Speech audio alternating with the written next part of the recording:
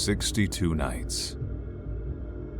62 nights in a state of terror. Abject fear has taken over.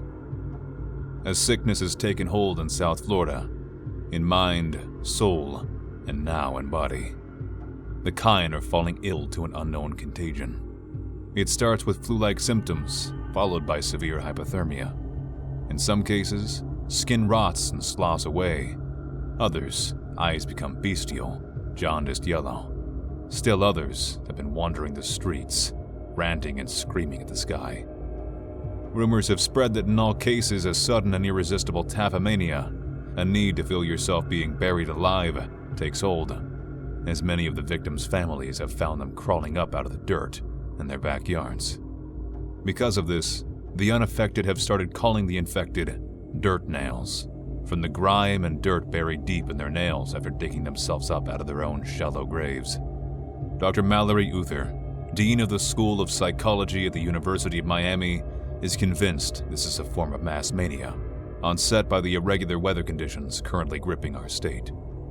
The eyes, she says, can be explained by the overwhelming boom in alcohol and hard drug consumption since the darkness began destroying the liver, while the skin most likely is the result of anxiety and grief-induced excoriation. The unmarked military has been out in force, going neighborhood by neighborhood and evacuating large areas of people after they clear a series of medical exams. If you don't pass the exam, you are restrained, muzzled, and brought to the former Hard Rock Stadium turned quarantine center. No one who has entered the stadium has yet returned. The mega churches have dug in and are refusing to leave, declaring the end of days has come. From the loudspeakers set up along the perimeter in their strongholds, hymns and readings from the Book of Revelations can be heard for miles around. Shots were exchanged between the parishioners and the military, resulting in at least 4 dead. The military backed out, and as of now are leaving the churches alone, but rumors spread like wildfire.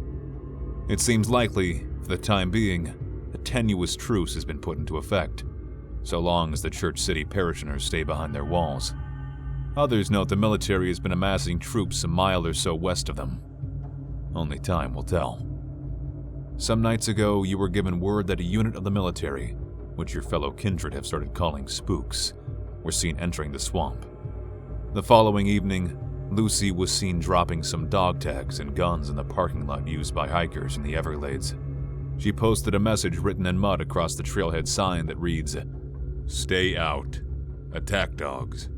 You have been warned." Resources are almost completely gone. The food trucks that came in from FEMA were hijacked, and all the food, water, and propane was taken. The drivers were found dead from what looked like an animal attack, though all 3 drivers were exsanguinated. Your prince, Jules Dupont, has called for each clan's primogen to have a member of each clan go into voluntary torpor until the blood crisis has passed. Word has spread of this brash measure, and many of your counterparts in other cities have already begun spreading rumors about the declaration of Broward. The dark has spread, like a fog rolling in off the coast. It reaches from Ocala to Havana. No real strides have been made to reverse the ritual, so night continues. Creatures of the night are getting bolder. Where once they stayed nestled in the safety of darkness of the deep swamp, they have now started making their ways into stores, neighborhoods, homes. Night terrors, visions of blood and dogs and swamp lights rack the minds of Kine and kindred alike. And while it is the duty of every parent to calm the crying child who claims a monster waits beneath their bed, in their closet, as mere whimsy, in the privacy of their own homes, closets are locked, bed skirts are lifted. Dread grows, and fear spreads like a virus.